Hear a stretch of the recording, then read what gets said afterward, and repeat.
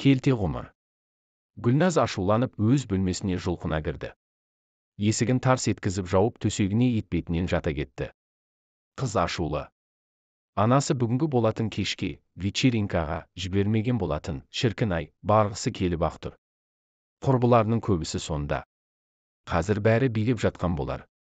Жоқ, не болса да барамын деп орнынан атып тұрды. Бір киер әдемі көйлегін сөмкесіне салып алып, терезеден қашып шықты. Міне, отырысқа да келіп жетті. Жастардың бәрі осында. Темекі, ішімдік деген дастарханда толып тұр. Үйдің іші көк түтін.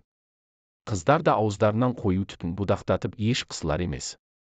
Менің бұлардан қай жерім кем деп анасының жібермегені есіне түсті. Түтінді бөлмеге кіріп, көкірегі ашық, жалаңаш иығын шаштары жасырғандай төгіліп тұр. Ұзын ақ түсті көйлек киіп алған Гүлназ, қап-қара биік өкше аяқ киімін тоқылдатып кіріп келгенде бәрінің назары осы қызға бұрылды. Түтіннің арасынан шыққан әнші қыздай өте сұлу еді. Денесінен шам жанып тұрғандай жарық түсіп тұр. Көрікті қыз жігіттердің көзіне бірден түсті. Жайғасып отырған соң ерке қыз тек өзіне ұнаған жігітпен ғана танысты. Жігіт те ішімдікке тойып алған екен. Қыз оны білсе де жігітті осындай күйінде сымбатты көрді. Тіпті жігіттің ұсынған ащы суында қағып салды. Біраз уақыттан соң жігіт: басқа отырысқа барайық. Достарының бәрі сонда. Қызықтың көкесін сонда көресің деп құлағына сыбырлады. Қыз да көп ойланбастан келісе кетті. Көлік тізгіні ішімдікке сылқия тойған жігітте болатын. Адам шошырлық жылдамдықпен ызғытып келеді. Қайда?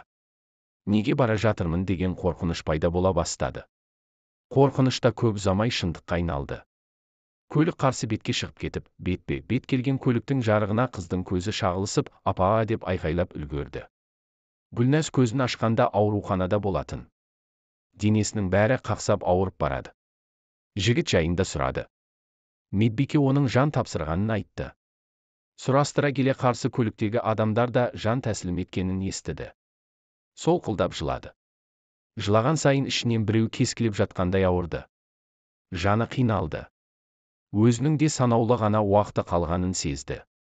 Медбикенің қолынан қыса ұстап: анам мен әкеме айтыңызшы, мені кешірсінші. Мен оларға жақсы қыз бола алмадым.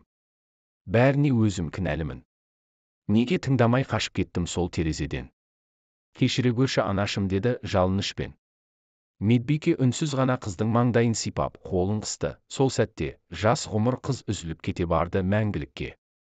Оралмасқа кетті. Қыздың соңғы сөзін кейінірек дәрігерлер де естіген болатын.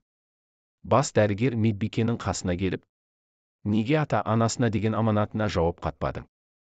Дегенде: білмеймін. Не айтарымды білмедім.